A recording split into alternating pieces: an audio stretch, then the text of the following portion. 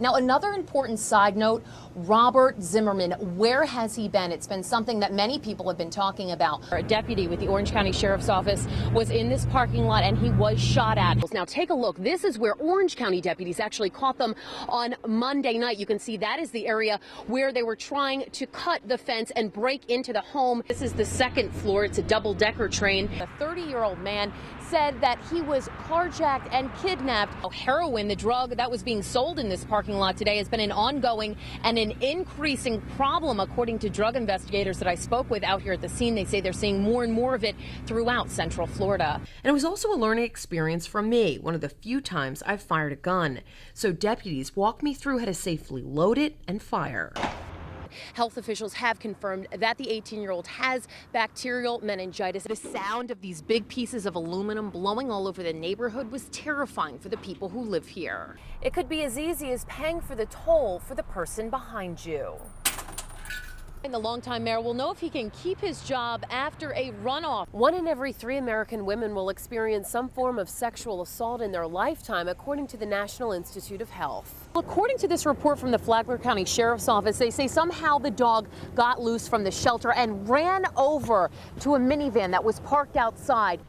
They use this to make sure that drivers are sitting at least 10 inches from the steering wheel. He can't eat or even touch peanuts. Even a handful like this could potentially be deadly. We've been out here all day speaking with authorities, and that is the house where this was going on. And what we've learned from police is that they found horse steroids, blood boosters, and other drugs that were being used to try to make the dog stronger and better able to fight. The victims are voiceless. Police took a total of 24 dogs along with several puppies out of this home on West 7th Street in Apopka. Many injured, some found lying in pools of blood. I will not ever understand who would say they loved their animal, yet would take it to be destroyed and ripped apart and then throw it in the backseat of the car while they go watch another fight take place. Police say that they were trained to fight. They found raccoons in cages, carcasses of raccoons, and other small animals that they think were being used as bait to train the dogs, along with a punching bag and a treadmill. You train them to have a thirst for blood, and that's a very dangerous situation.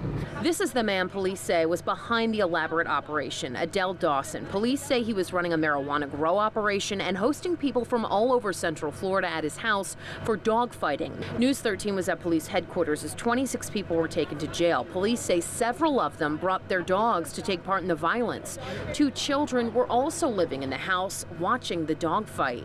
Police say there was no power coming from this home, and you can see these electrical cords are actually running to the next door neighbor's home, which is where authorities say these people were stealing their electricity from. The conditions in there are unacceptable for habitation to most people's standards. DCF has been notified, and the children are now staying with grandparents. The dogs were taken by animal control officers. This is part of a 2-month investigation, and police say that they were tipped off by a concerned neighbor. They also say the man who lives at this house was going to make about $8,000 last night from this party until police came and broke it up. Now, we talked to animal control over the phone. They say several of the dogs are with them. They are being treated for any injuries that they experienced. They are part of evidence in this case, and they have been put in isolation. In Apopka, I'm Margaret Kavanagh, News 13. We will leave it at no bonds. 25-year-old Stephen Rodriguez went in front of a judge accused of first-degree murder and aggravated child abuse. His friends and family were at the jail. Hard worker. He loved the baby. He loved Jasmine.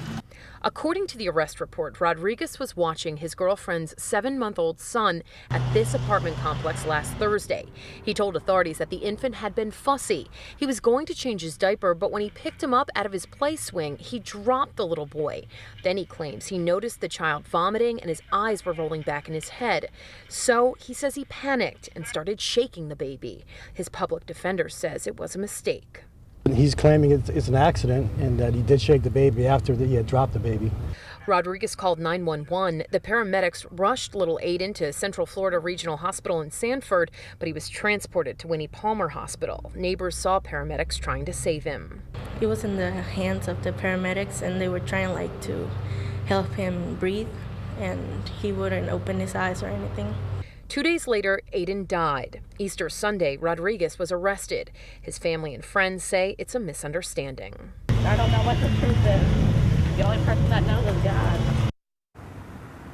In the arrest report, it stated that the child's mother recorded a phone conversation with Rodriguez after this incident happened, where he admitted shaking the baby for about a minute. He did not know that he was being recorded, according to deputies. Tonight, he remains in the Seminole County Jail being held without bond. Now his next court appearance will be June 3rd. Live in Seminole County, I'm Margaret Kavanagh, News 13. 18-year-old Bubba Hunter wins an arm wrestling match against the quarterback of the high school football team. I feel like I'm a pretty strong dude.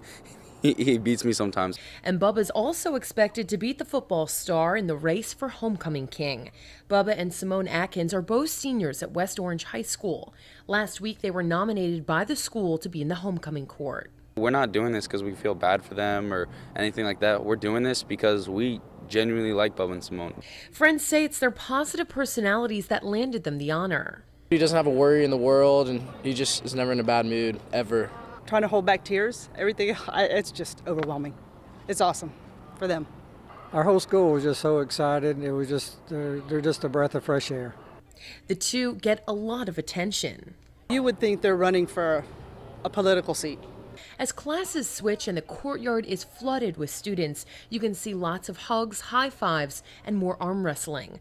I even challenged the homecoming hopeful and seriously lost.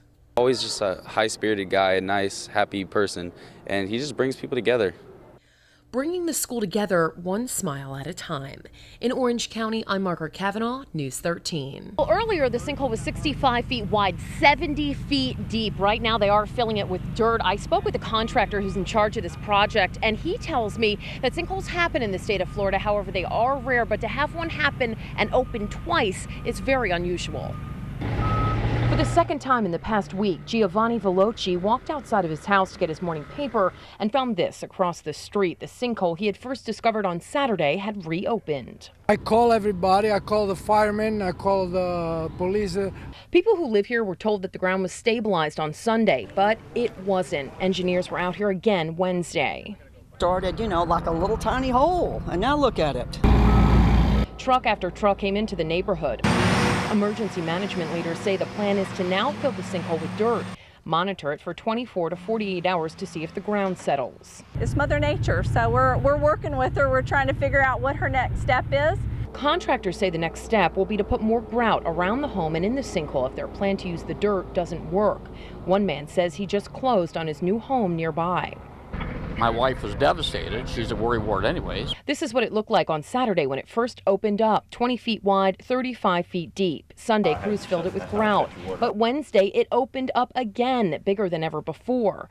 Right now, the two homes on either side of the sinkhole are threatened, but no one is currently living in them. No one else has been evacuated, but emergency management are trying to keep cars off the road and people away from the sinkhole. It's unnerving as hell, but it is what it is. Mother Nature is unpredictable. We don't know what's underneath there.